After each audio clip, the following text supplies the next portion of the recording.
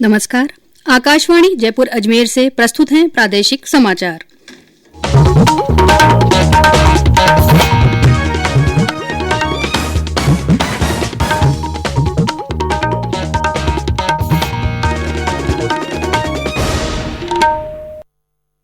समाचारों के साथ मैं अल्पना राठौड़।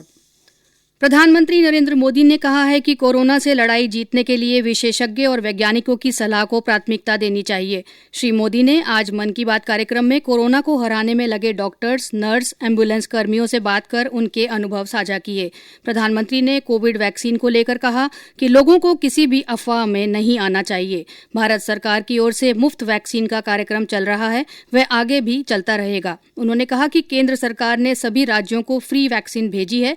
अब 1 मई से देश में 18 साल से ऊपर के लोगों को वैक्सीन उपलब्ध होने वाली है। नमस्कार। आज आपकी बात एक ऐसे समय कर रहा हूं जब कोरोना हम सभी के धैर्य, हम सभी के दुख बर्दाश्त करने की सीमा की परीक्षा ले रहा है। बीते दिनों इस संकट से निपटने के लिए मेरी अलग अलग सेक्टर्स के एक्सपर्ट्स के साथ, विशेषज्ञों के साथ लंबी चर्चा हुई है। हमारी फार्मा इंडस्ट्री के लोग हों, वैक्सीन मैन्युफैक्चरर्स हों, ऑक्सीजन के प्रोडक्शन से जुड़े लोग हों या फिर मेडिकल फील्ड के जानकार, उन्होंने अपने महत्वपूर्ण सुझाव सरकार को दिए हैं। इस समय हमें इस लड़ाई को जीतने के लिए एक्सपर्ट्स और वैज्ञानिक सलाह को प्राथमिकता देनी है। राज्य सरकार के प्रयत्नों को आगे बढ़ाने में भारत सरकार पूरी शक्ति से जुटी हुई है। राज्य सरकारें भी अपना दायित्व निभाने की पूरी कोशिश कर रही हैं।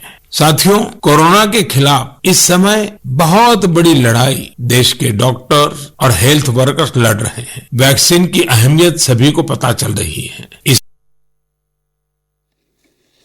देश एक बार फिर एकजुट होकर कोरोना के खिलाफ लड़ाई लड़ रहा है। इसमें हर कोई अपनी भागीदारी निभा रहा है। प्रधानमंत्री ने देशवासियों से वैक्सीन लगवाने के साथ ही पूरी सावधानी रखने का आग्रह किया।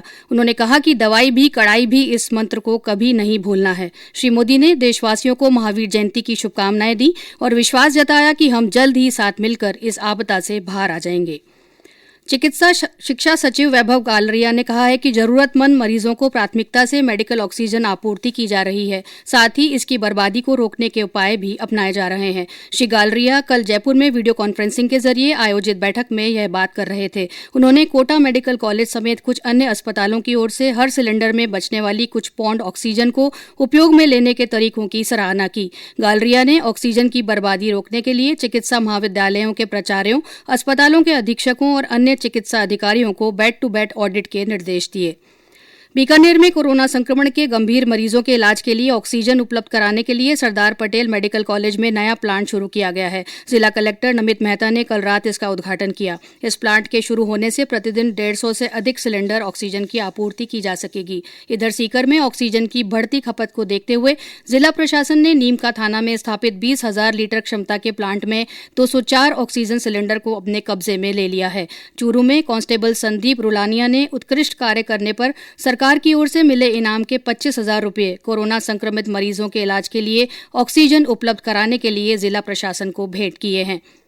प्रदेश के सभी जिलों में कोरोना मरीजों को निश्चित रूप से बेड दिलाने के लिए जिला स्तरीय कमेटियों का गठन किया गया है। ये कमेटियां मुख्य रूप से 60 और उससे अधिक बेड वाले निजी चिकित्सालयों में कोरोना मरीजों के लिए बेड सुनिश्चित करने का काम करेगी। चिकित्सा विभाग के सचिव सिद्धार्थ महाजन ने बताया कि इन कमेटियों में अधिकारियों की नियुक्ति जिला कलेक्टर की ओर से की गई है। इसमें प्रशासनिक और स्वास्थ्य विभाग के अधिकारियों को शामिल किया गया है। साथ ही ये कमेटियां कोरोना महामारी से संबंधित अन्य गतिविधियों पर भी नजर रखेंगी। जयपुर के मशहूर डॉक्टर वीरेंद्र सिंह ने कहा है कि रेमडेसिविर एंटीवायरल दवा है, न कि जीवन रक्षक। अगर किसी हालत में यह दवा नहीं मिले तो मरीज और उनके परिजनों को परेशान होने की जरूरत नहीं है। डॉक्टर सिंह ने बताया कि स्टेरॉयड और खून पतला करने वाली दवा कोरोना में जीवन रक्षक है, जो अधिकांश चिकित्सक इलाज में इस्तेमाल कर रहे हैं। श्री सिंह ने चिकित्सकों से अपील की है कि उन्हें विश्वास के साथ कहना चाहिए कि रेमडेसिविर दवा उपलब्ध न होने से रोगी की मौत होने की रिस्क बढ़ती नहीं है। और अंत में कोरोना जागरूकता संदेश।